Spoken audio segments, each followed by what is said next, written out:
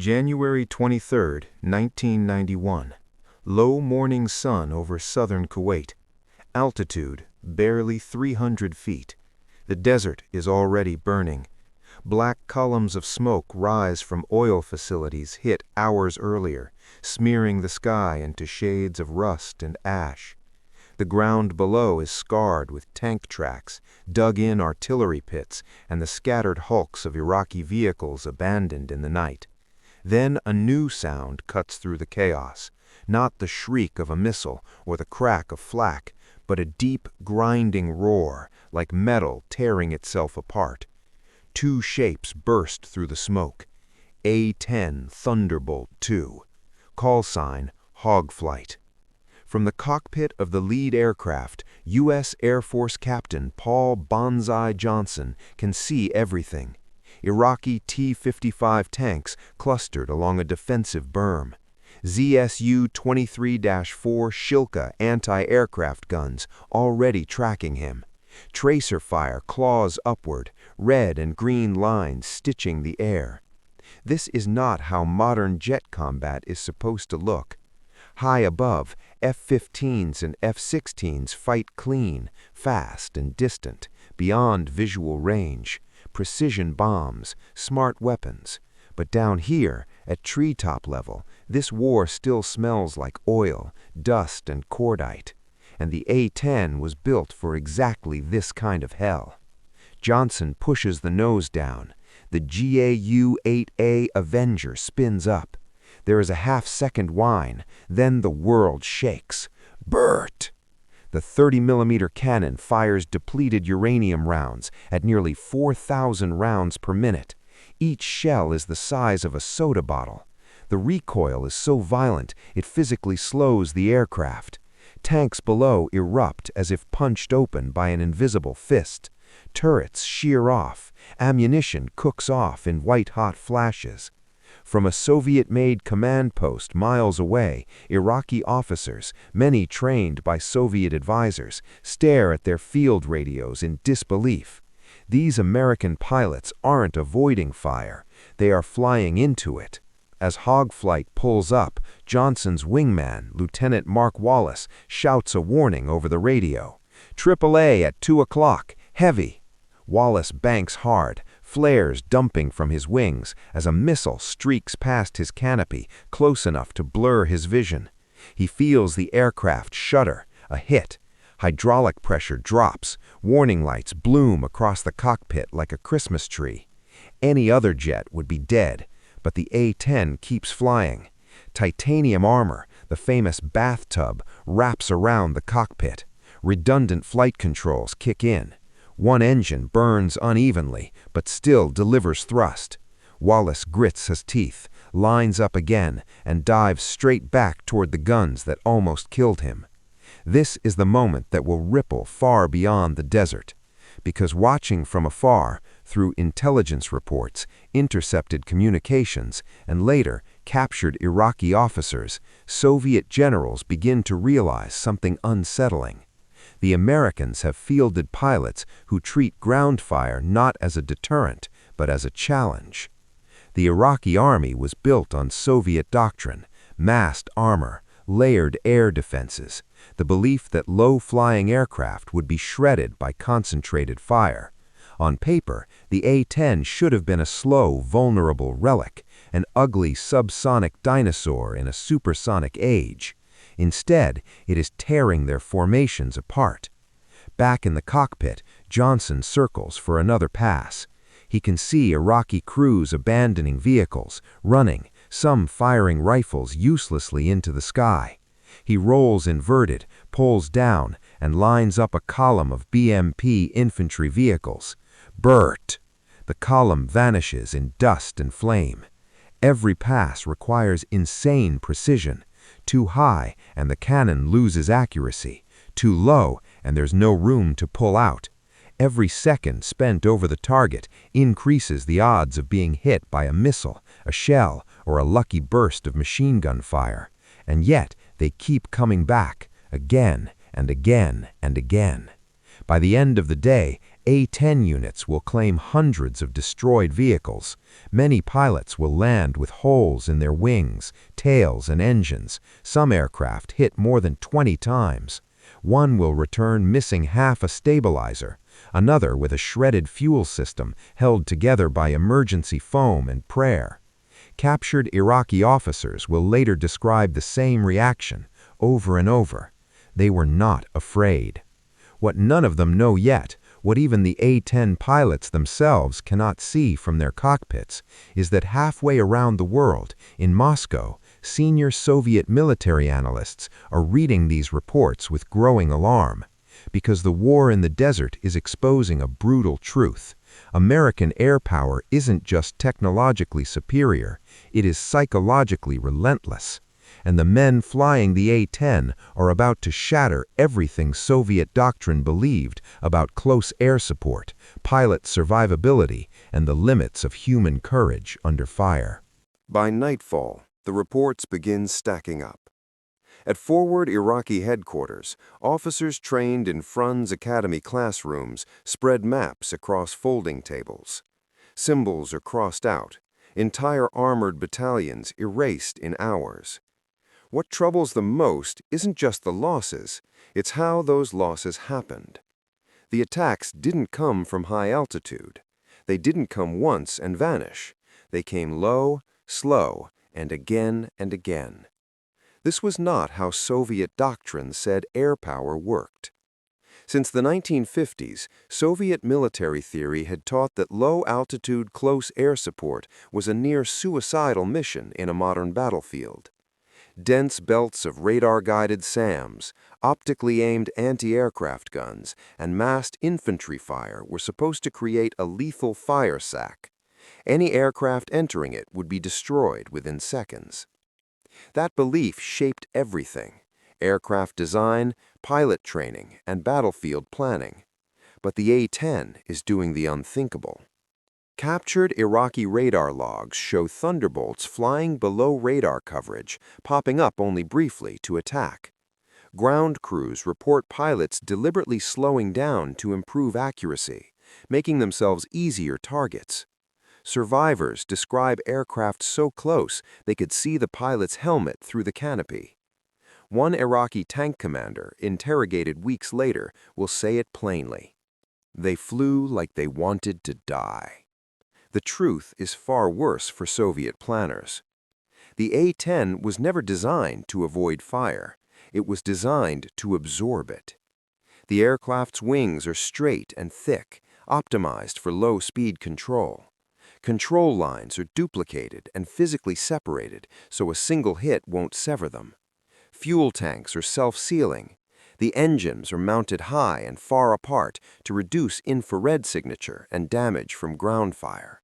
And the shocking thing of all, the pilot sits inside a titanium shell weighing over 1,200 pounds, a flying bunker. As intelligence summaries flow back through Baghdad and onward to Moscow, Soviet analysts begin comparing battlefield expectations with reality. On paper, Iraqi air defenses should have forced the Americans to stay high and safe. Instead, A-10 pilots are diving into tracer fire to finish off targets. In one engagement near the Kuwaiti town of Al-Jarrah, an A-10 takes a direct hit from a shoulder-fired Strela missile. The explosion rips through the right engine nacelle. Flames lick across the wing. Any Soviet jet, MiG-23, Su-17, would be lost. The American pilot doesn't deject. He throttles back, stabilizes the aircraft, and stays on station for 2 more attack runs before limping home. That single incident will circulate in Soviet internal briefings, underlined in red. Pilot discipline under extreme threat, exceptional. Back in the desert, the psychological effect on Iraqi troops is devastating. Soldiers abandon vehicles at the first sound of the A-10's cannon.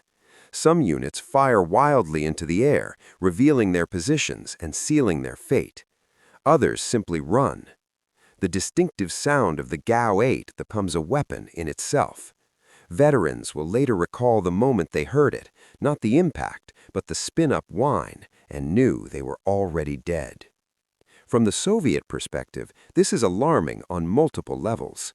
First, the aircraft should not be surviving. Second, the pilots should not be pressing attacks this aggressively. Third, the entire concept of layered ground defense is collapsing. Soviet generals had always believed that bravery mattered less than systems, that a modern battlefield was governed by mathematics, engagement envelopes, kill probabilities, overlapping fields of fire. But Desert Storm is showing something uncomfortable.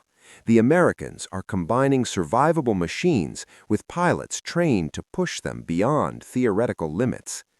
And the A-10 community is different. These pilots are not chasing enemy fighters or clean victories. Their mission is ugly, dangerous, and intimate. They are trained to work with ground troops, to stay low, to identify targets visually, and to keep attacking until the job is done, even when the sky is full of lead. One Soviet analyst writes a blunt line in an internal assessment. The U.S. pilot demonstrates initiative where our doctrine demands withdrawal. That single sentence terrifies the general staff, because initiative cannot be countered with hardware alone. By the third day of the war, Iraqi armored movement nearly stops in daylight. Units refuse to advance without air cover that no longer exists. Commanders overestimate American air strength by factors of 2 and 3, reporting A-10 squadrons where only pairs are operating. Fear multiplies the aircraft. And somewhere above the battlefield, another hog rolls in for yet another pass, holes in its wings, warning lights flashing, its pilot calm, focused, and utterly unwilling to disengage. The Soviet Union is watching closely now, and what they are learning will shake decades of Soviet certainty. February 2nd, 1991. King Khalid Military City, Saudi Arabia. 0400 hours. The briefing room smells of burnt coffee and hydraulic fluid tracked in on flight boots. A-10 pilots sit shoulder to shoulder, maps taped to the walls, target grid scrawled in grease pencil. These men are not reckless. They are methodical, almost clinical about the violence they are about to unleash. Major Steve Shooter, Ritchie, a veteran instructor, points at a hand-drawn sketch of an Iraqi armored revetment. AAA here, man pads likely along this wadi. We go in pairs, 2 passes max. If your jet's flyable, you stay. No dramatic speeches, no talk of glory, just expectations. This mindset is what Soviet observers fail to fully grasp. The A-10 pilots are trained from day one to assume they will be hit. Their survival doctrine does not depend on avoiding danger, but on functioning through it. In Soviet training, pilots are taught strict adherence to engagement envelopes. If conditions exceed acceptable loss thresholds, the mission aborts.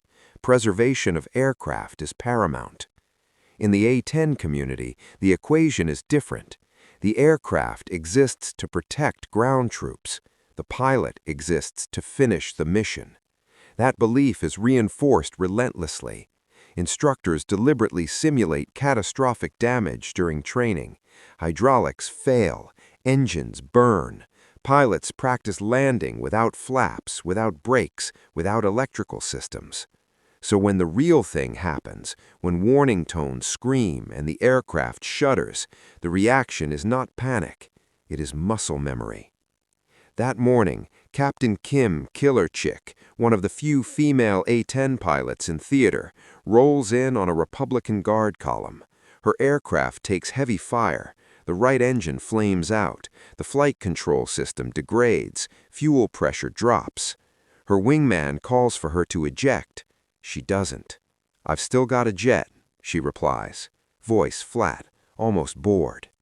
She keeps the nose down just long enough to strafe the lead vehicle, breaking the formation, before climbing out and nursing the aircraft back across the border. Later analysis will show her A-10 absorbed multiple hits from anti-aircraft guns. The titanium tub saved her life. For Soviet military psychologists reviewing Desert Storm footage, this is deeply unsettling. Their models predict pilot disengagement long before this point. Stress tolerance curves simply do not account for continued offensive action after critical system failures. One classified assessment uses the phrase, "combat behavior exceeds rational risk calculus." That is not praise, it is concern, because rational systems can be countered. Behavior rooted in identity is far harder to defeat. On the battlefield, Iraqi commanders begin issuing orders that reflect this new fear. Tank units are told to disperse, which makes them easier for A-10s to hunt individually. Anti-aircraft crews are instructed to hold fire until aircraft are directly overhead, which is often too late. Every adaptation worsens the outcome. The A-10 thrives in chaos. Its pilots are taught to read the battlefield visually, to improvise attack angles, to coordinate with ground controllers under fire. When smoke obscures targets, they fly lower. When missiles appear, they alter approach vectors and come back anyway. Soviet generals reviewing after-action data notice another troubling pattern. A-10 pilots frequently re-attack known air defense positions. In Soviet doctrine, once an air defense site reveals itself, aircraft withdraw and higher-level assets handle the threat. The Americans do the opposite. They mark it and kill it. One KGB military liaison notes dryly, "Enemy aircraft displays predatory behavior." By mid-February, the reputation of the A-10 has grown beyond its actual numbers. Iraqi troops begin surrendering at the sight of a single aircraft circling overhead. Others abandon equipment intact, leaving behind maps, radios, and weapons. The aircraft is no longer just a weapon. It is a symbol. And symbols travel fast. In Moscow, aging generals who fought in World War II and Afghanistan recognize the danger immediately. They have seen this before, not in machines, but in men who believe utterly in their mission, men who will not break. The war in the desert is no longer just a demonstration of American technology. It is exposing a fundamental difference in how wars are fought. And the Soviet Union is learning it the hard way. February 15, 1991. Moscow. Ministry of Defense, Frunze Embankment.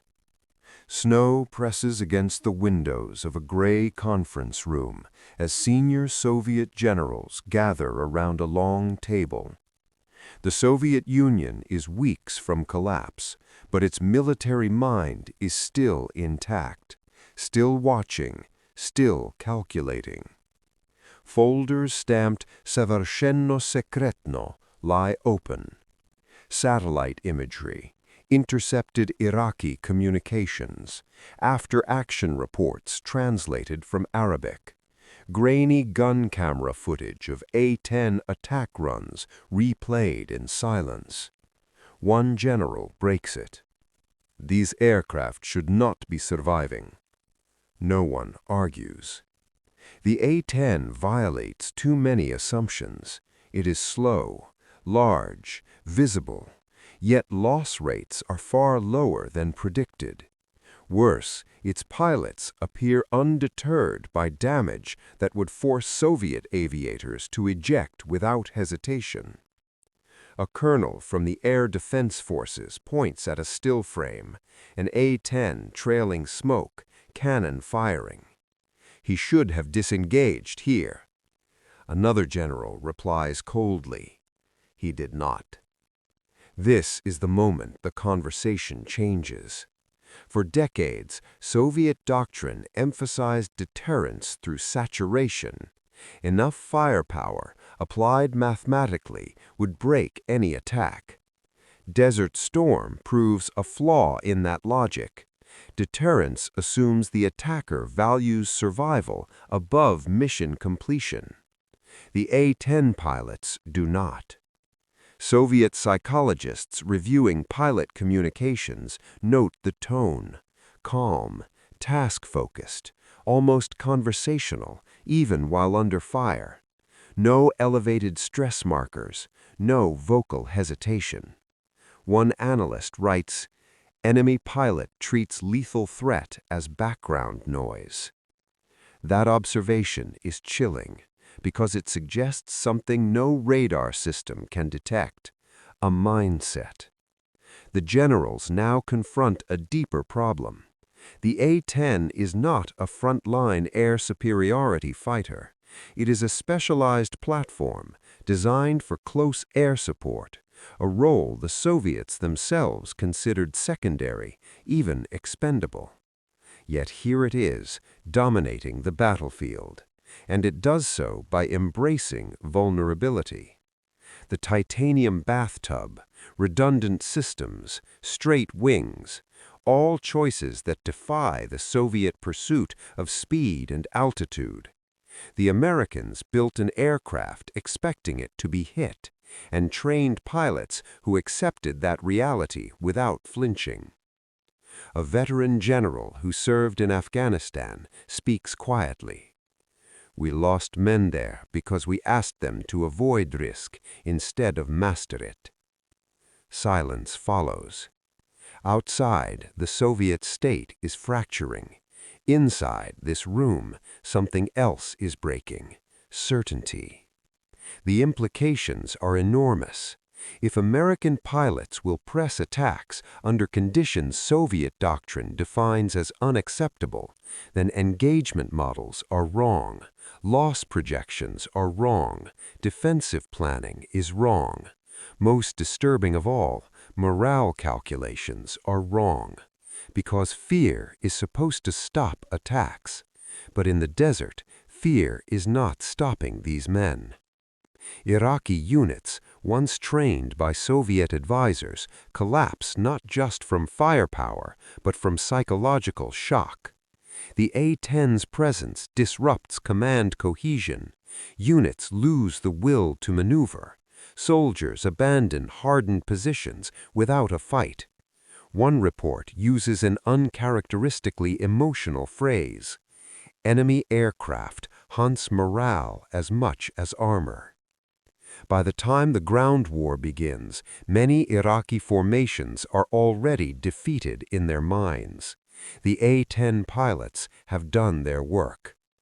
Back in Moscow, the conclusion is unavoidable.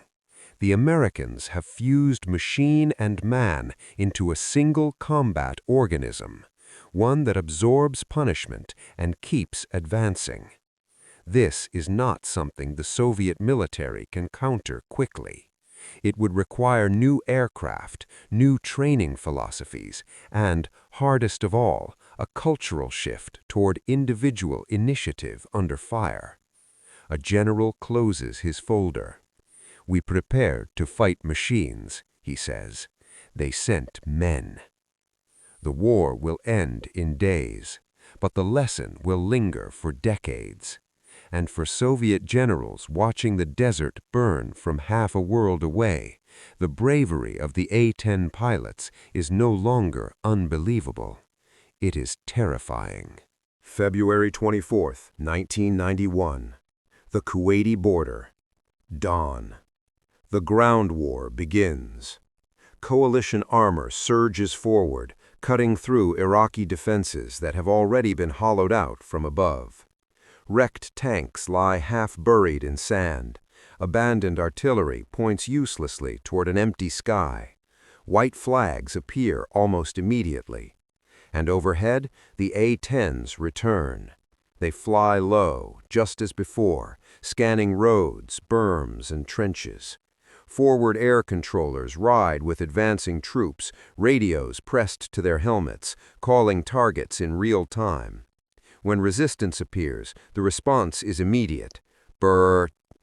The sound rolls across the desert like a physical force. Iraqi soldiers drop weapons and run. Some kneel, hands raised, before American troops are even in sight. They have learned the pattern. Movement invites death. Stillness offers a chance. By the end of the war, A-10 pilots will log thousands of sorties. They will destroy more than 1,000 tanks, 2,000 military vehicles, and countless artillery pieces. Officially, only a handful of A-10s are lost, an astonishing figure given the intensity of the missions. But numbers alone don't explain the shock felt in Moscow. What stays with Soviet analysts is not the kill count, it is the behavior. Pilots returning with shattered aircraft, re-attacking after being hit, flying slow and low in environments designed to kill them. The A-10 becomes a case study in every serious post-Cold War military analysis, not as a miracle weapon, but as proof that survivability combined with human resolve can overwhelm even well-prepared defenses. Years later, Russian officers will quietly acknowledge it in interviews and memoirs. The Americans did not just outgun their enemy, they outlasted him mentally. The Warthog's legacy stretches far beyond Desert Storm. When the Balkans burn, when Afghanistan's mountains swallow patrols, when troops call for help under fire, the A-10 is still there, still ugly, still slow, still terrifying, and still flown by pilots who accept the same bargain. You will be shot at, you may be hit, but you will finish the mission. That philosophy, more than titanium armor or a massive cannon, is what stunned Soviet generals in 1991. They saw, perhaps too late, that modern war is not won by technology alone. It is won by the men and women willing to fly straight into danger and not turn away.